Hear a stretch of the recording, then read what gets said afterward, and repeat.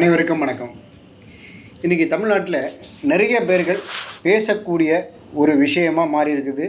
இந்த அஜித் குமார் அப்படிங்கிற ஒரு இளைஞர் போலீஸ்காரங்களால் விசாரணை பண்ணுறோம் அப்படின்னு சொல்லிட்டு கூட்டிகிட்டு போய் அடித்து கொல்லப்பட்ட விஷயம். வாலு போச்சு கத்தி வந்தது அப்படின்னு சொல்லி ஒரு பழமொழி சொல்லுவாங்க. அது மாதிரி அந்த புகார் கொடுத்த பெண்மணியை பற்றி விசாரிக்கும்போது பார்த்திங்கன்னா அது நம்பர் 1 420 அப்படின்னு வருது. ஆக மொத்தத்தில் அவங்க நினச்சது ஒன்று, நடந்தது ஒன்று அப்படிங்கிற மாதிரி தான் இந்த கேஸ் போய்கிட்டு இருக்கு. நம்ம தமிழ்நாட்டில் ஒரு பெரிய ஒரு மோசமான கலாச்சாரம்னு வச்சுக்கலாம். என்னென்னா மக்கள் நம்ம இந்த மாதிரி விஷயங்கள், இந்த மாதிரி கேஸ்கள் நிறைய பார்த்தாச்சு. தமிழ்நாட்டில் பார்த்திங்கன்னா நிறைய தெரிஞ்ச வரைக்கும் பார்த்திங்கன்னா அந்த நீட்டு தேர்வுனால் தற்கொலை பண்ணிக்கிட்ட அனிதா அப்படிங்கிற ஒரு பொண்ணு, அப்புறமா பொள்ளாச்சி கேஸ், அப்புறம் இந்த துப்பாக்கி சூடு நடத்தி ஒரு 13 பேருக்கு செத்து போனது, அப்புறம் கள்ளச்சாராய கேஸில் கிட்டத்தட்ட 50-60 பேருக்கு மேலே செத்து போனது.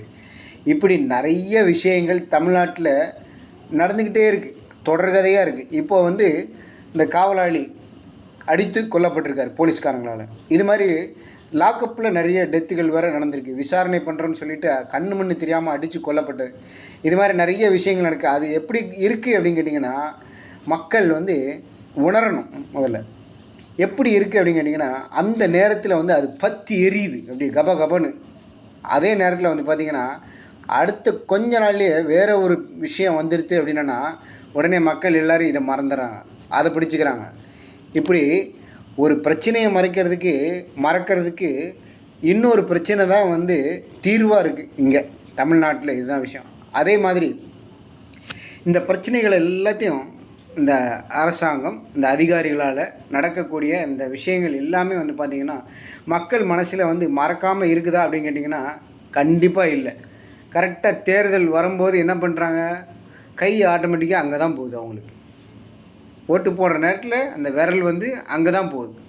மாற்றி இங்கே மாற்றி அங்கே மாற்றி எவன் நல்லவன் எவன் கெட்டவன் 50-60 வருஷமாக பார்த்தா கூட இவங்களுக்கு கொஞ்சம் கூட அந்த நேரத்தில் ஞாபக மருதி ஜாஸ்தியாகிடும். உடனே எல்லாத்தையும் வாகா எல்லாத்தையும் மறந்துட்டு கை இங்கே மாற்றி இங்கே மாற்றி குத்தி நாட்டை நாசம் பண்ணுறதுக்கு இந்த மக்கள் தான் காரணம். இவ்வளோ விஷயங்கள்லாம் நடக்கிறதுக்கு காரணம் இந்த மக்கள் தான். எவன் நல்லவன் எவன் கெட்டவன் சரியான ஆளுங்களை தேர்ந்தெடுத்தாங்க அப்படின்னா இந்த நாடு நம்ம நாடு தமிழ்நாடு முன்னேறி இருக்கும். இனியாவது திருந்துவாங்களான்னு கேட்டால் சத்தியமாக திருந்த மாட்டாங்க.